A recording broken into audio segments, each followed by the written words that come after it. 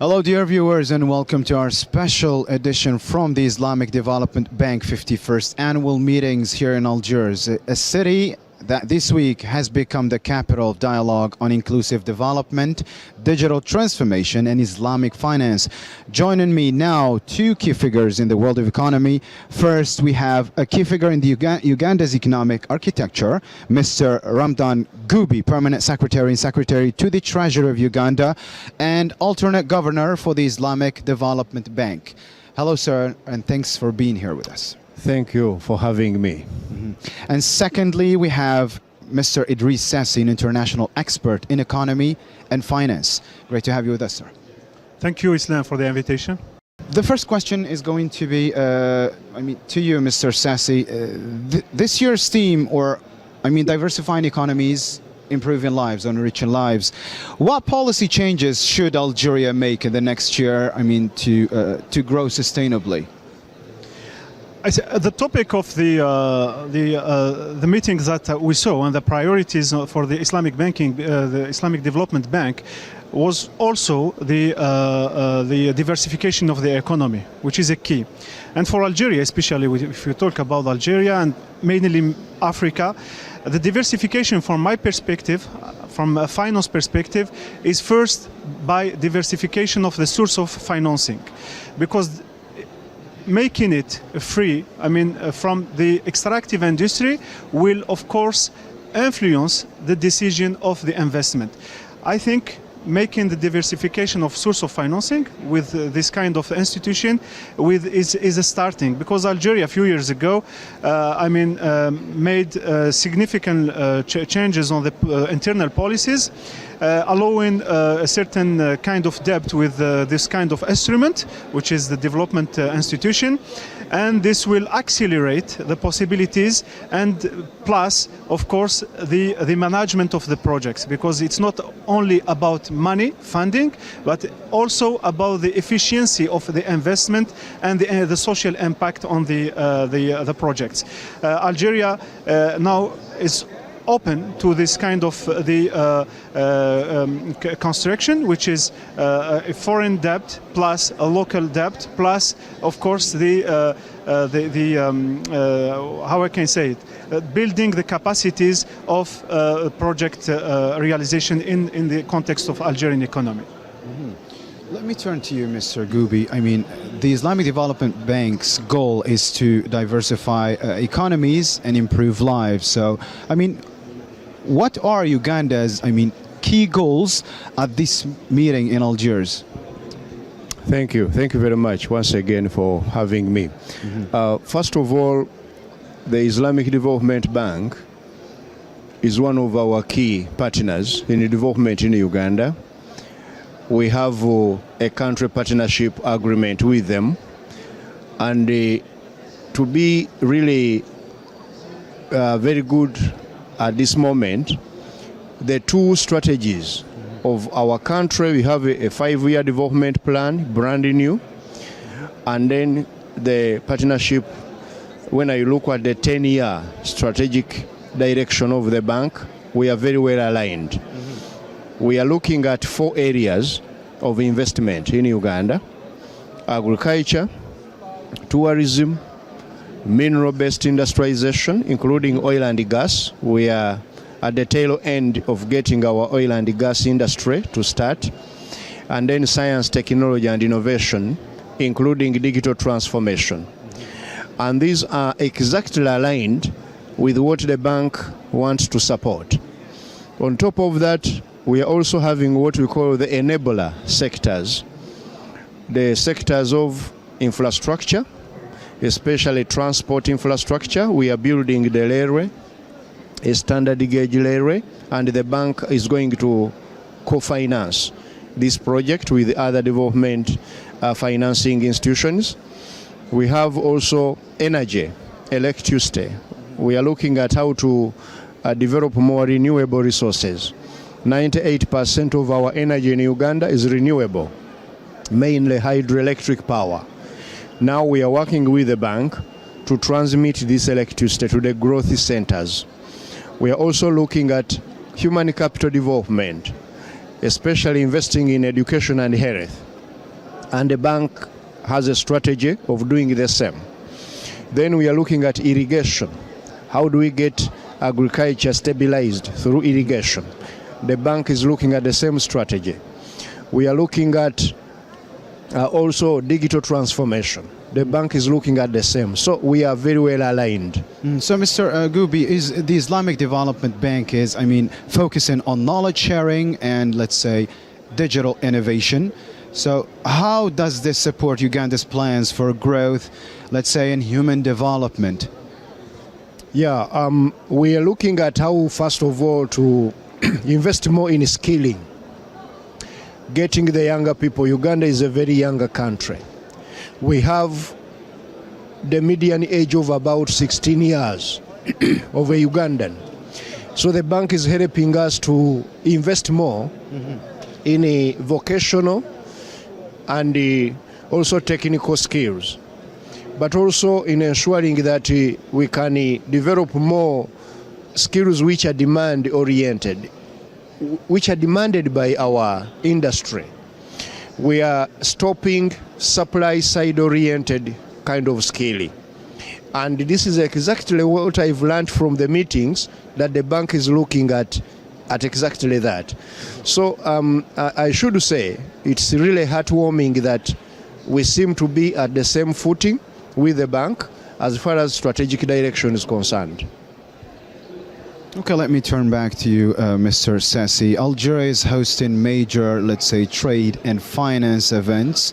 Including the Islamic Development Bank meetings here in Algeria in its third history, and the Intra-African Trade Fair, which is coming up soon in September.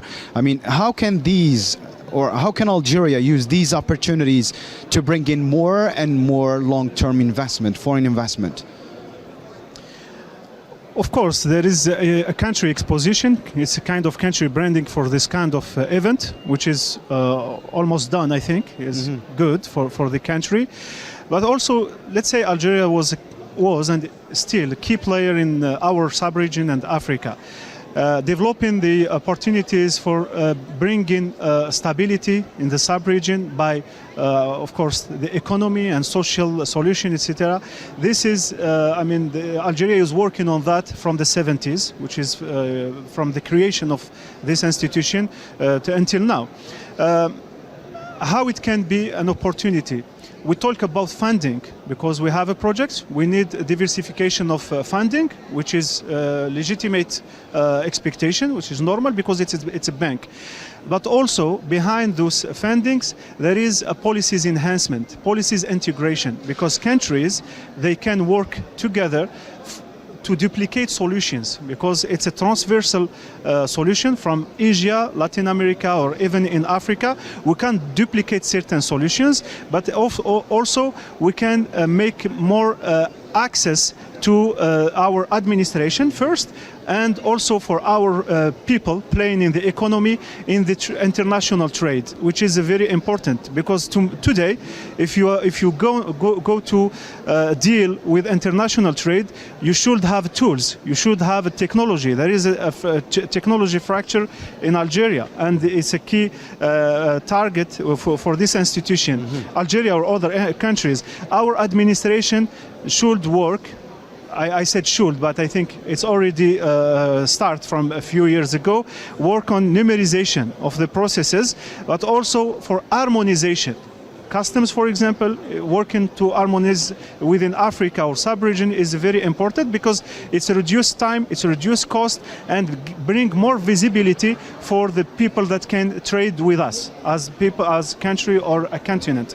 This is important, and the link between the trade and this bank, from there behind the institution, there are agencies that can enhance the access to international trade because of insurance, because it's a platform, and because we can duplicate a solution for our administration and for, of course, for our SMCs. Speaking of the intra-African trade, intra-African trade is coming up soon in Algeria in September this year. So how can Algeria become a key link of trade between the four corners of the continent? Between East, West, South, North, and using Islamic finance in more particular? It's an opportunity for us as a country for more integration in international trade. We are, oil and gas country. Diversification of economy is a source, is a key target. But also, I think, from my perspective, the decision to diversify a source of financing is a key. It will allow us to bring more opportunities for investors from abroad or even for our projects to other countries. His Excellency was talking about the sector of energy in Uganda, or even friendly energy solution. Certain countries with international agencies can be a player to other countries, because we already made solution in Algeria for our agriculture in the south of Algeria, which is the biggest desert in the world, by the way, and it's working. A kind of solution that we can share with our other countries in our continent, but also it allows us to integrate more Algeria, those instruments, those platforms, and to bring the solutions. I'm looking to South Asia, which is a very good example. Africa, there are English-speaking people, there are French-speaking people, and economic integration can be an example from South Asia. Algeria, Mr. Goubi, Algeria has shown, progress in infrastructure and energy. Which sectors does Uganda want the Islamic, Development Bank support more? There are mainly about 5 of them. The first one is infrastructure, and we are looking at especially building the standard gauge railway.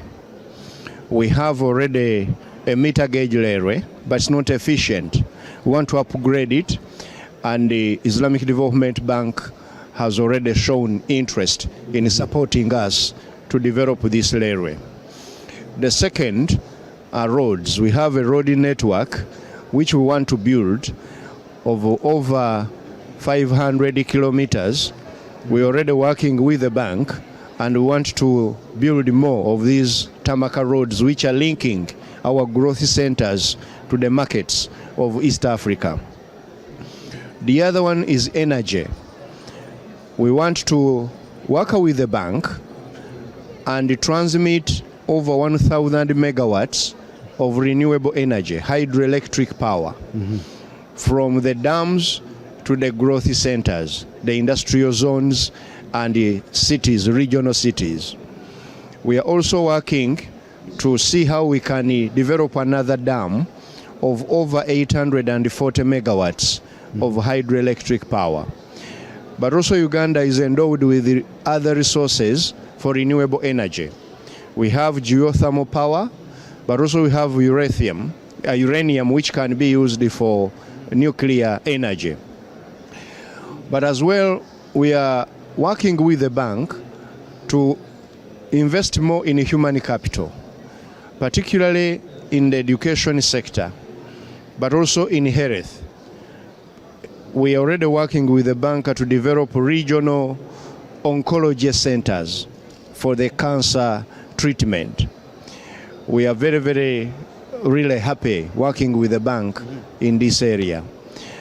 On top of that, we want also to work with the bank and extend more. Excuse me, Uganda has just signed, $800 million for investment investment project or development project.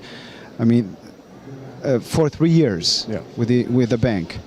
Absolutely. We signed a framework in which we are going to access additional $800 million. The bank has already invested with us about $870 million.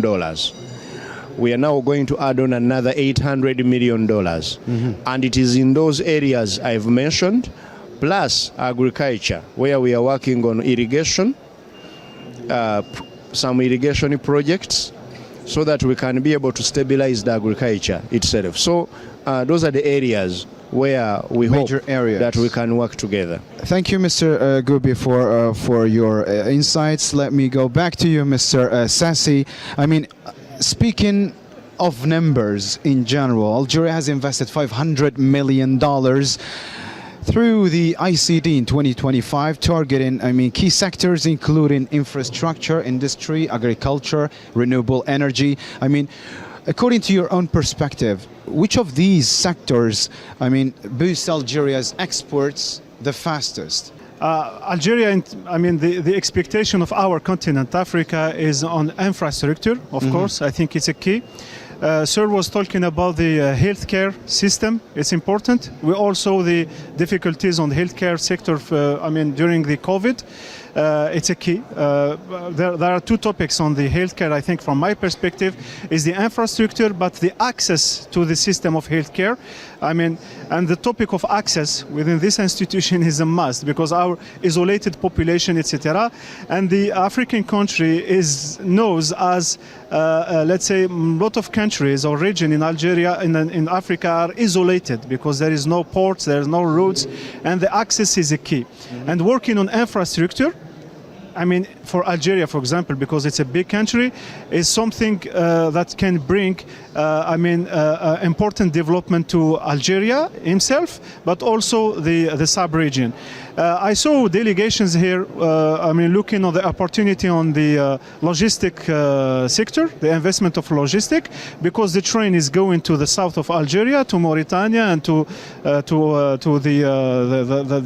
list of the country in the south, and all around this infrastructure, we will see the development of the investment on the logistics, but also on the benefit of local populations, because going to the isolated populations, bringing solutions to them by going to them is a key for stabilization.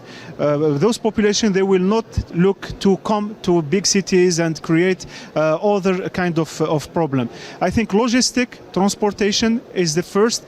Agriculture, we have a very good numbers in achieving good numbers in agriculture in the south, especially in the south of Algeria, within the specific solution for desert, for environment that we are sharing with other countries, is a key also, because we have opportunities to bring, even in terms of numbers, more than a normal lens in Europe or other places, which is a very good experience for Algeria. Animal also, we have this big project with certain GCC's countries in the west, south Algeria, and this will show up for the interested investors on those both key sectors.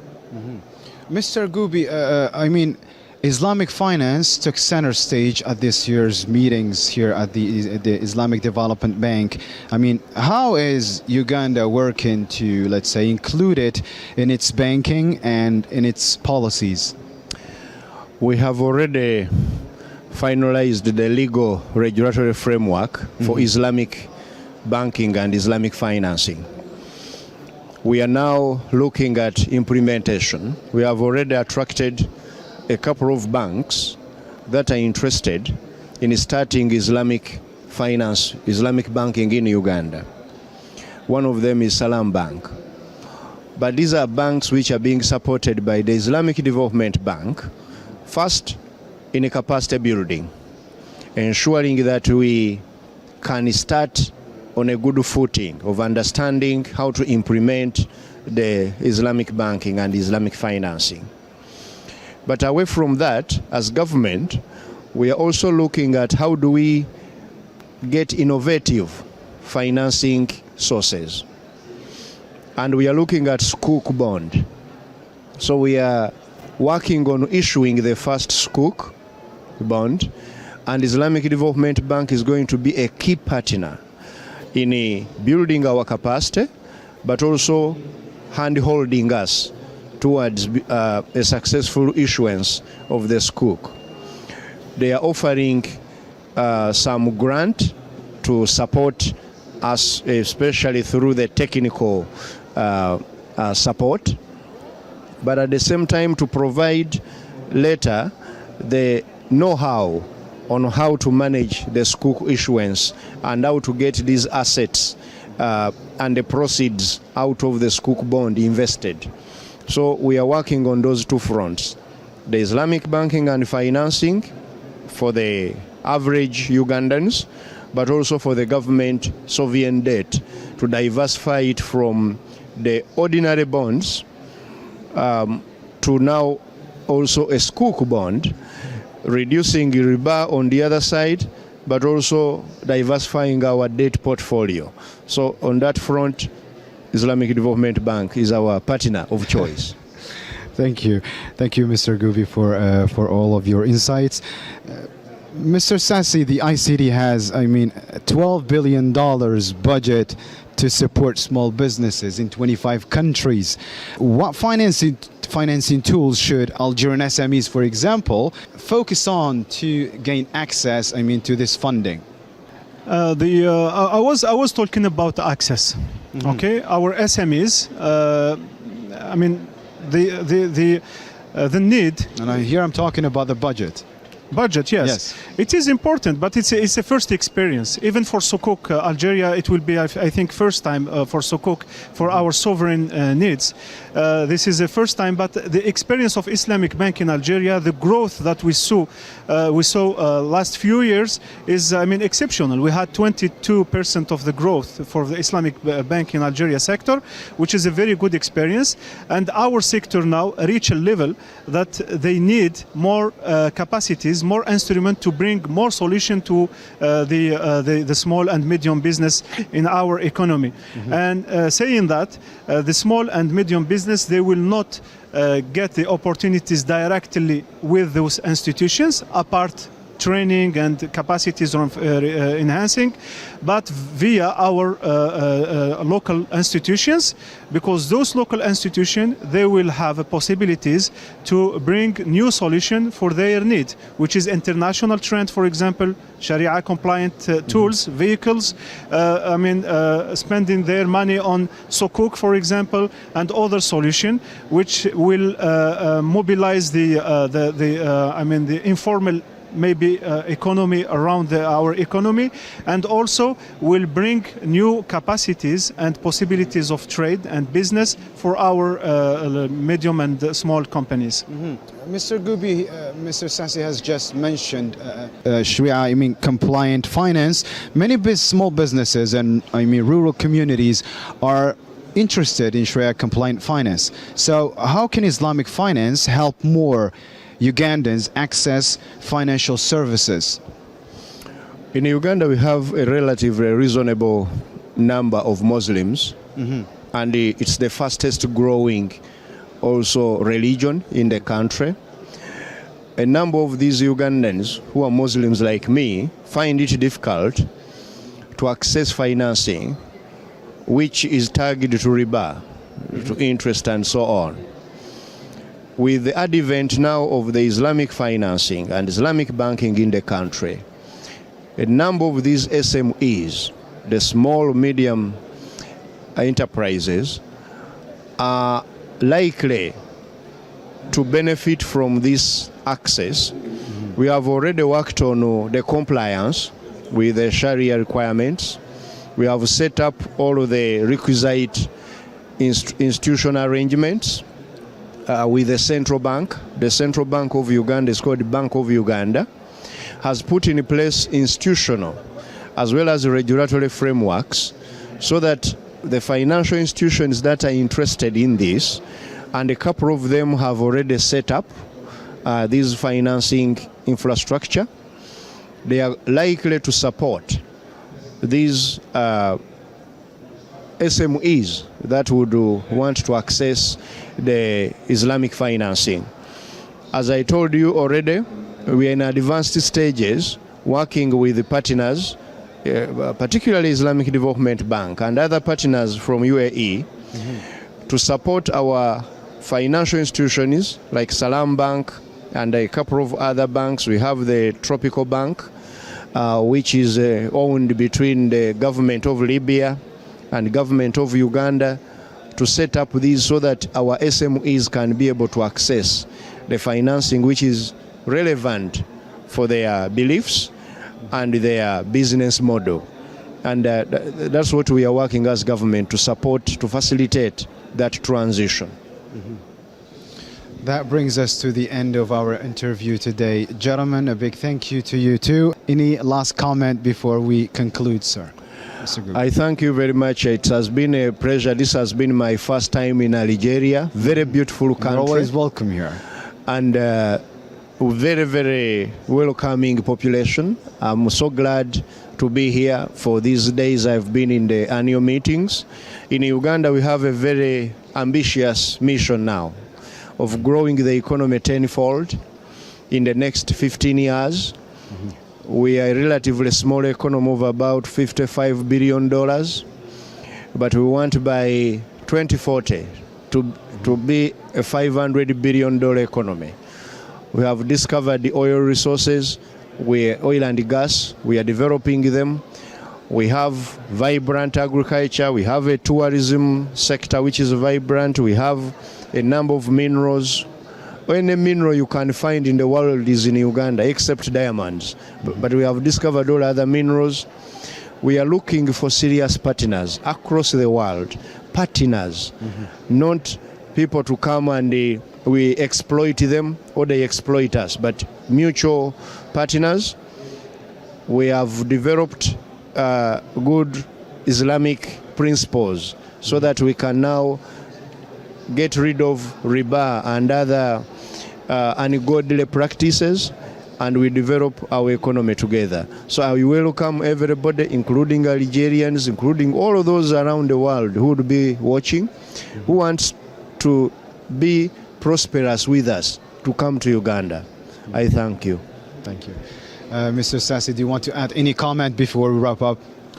It was very interesting to hear about Uganda. Of course, I think we have very similar expectation for our countries and our continent in Africa, and very probably the opportunities for Algeria and Uganda, why not, is very probably big.